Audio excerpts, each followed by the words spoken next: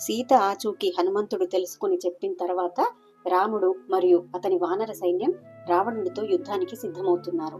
రాముడు తన సైన్యాన్ని సముద్రంపై వంతెన నిర్మించమని లంకకు చేరుకోవాలని కోరాడు. వెంటనే రాతి వంతెన వేసే పని మొదలైంది. కోతులు పర్వతాల నుండి రాళ్లను, ఎంతో బరువైన వాటిని బయటకు తీసి సముద్రంలోనికి తీసుకువెళ్లాయి. రాళ్లను కావలసిన ఆకారంలోకి కోసి వంతెన నిర్మాణాన్ని ప్రారంభించాయి. సముద్రంపై వంతెన నిర్మించడం అంత తేలికైన పని కాకపోవడంతో వేలాది కోతులు రాత్రింబవళ్లు శ్రమించాయి. ఇదిలా నడుస్తూ ఉండగా ఒకరోజు రాముడు సముద్ర తీరం వెంబడి ఉన్న చిన్న గులకరాళ్లను, ఇసుకను తన నోటితో మోస్తూ సముద్రంలో వేస్తున్న చిన్న ఉడతను చూశాడు. ఒక పెద్ద కోతి తన వీపుపై ఒక బరువైన రాయిని మోస్తుంది. ఉడత ఆ కోతి దారిలోకి అడ్డొచ్చింది.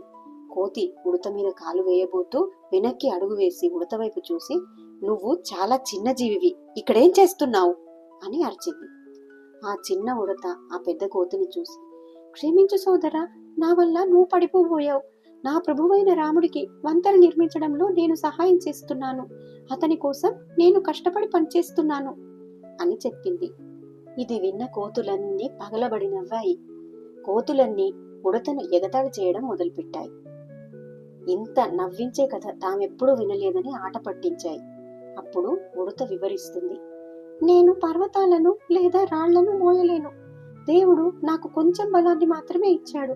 నేను ఈ గులకరాళ్లను మాత్రమే మోయగలను. నా రాముడి కోసం నా శక్తి మేరకు నేను చేస్తాను" అంది. "ఈ గులకరాళ్లతో వంతెన నిర్మించాలని అనుకుంటున్నావా?" అంటూ కోతులు ఉడతను ఎగతాళి చేశాయి. కాని ఉడత వాటి మాటలు ఏమాత్రం పట్టించుకోకుండా తన పని తను చేసుకుపోయింది. ఇదంతా చూస్తున్న రాముడు ఆ చిన్న ఉడతను ఎంతో ప్రేమగా తన చేతిలోకి తీసుకుని కోతులతో, "మనం ఎప్పుడూ బలహీనులను మరియు చిన్నవారిని ఎగతాళి చేయకూడదు.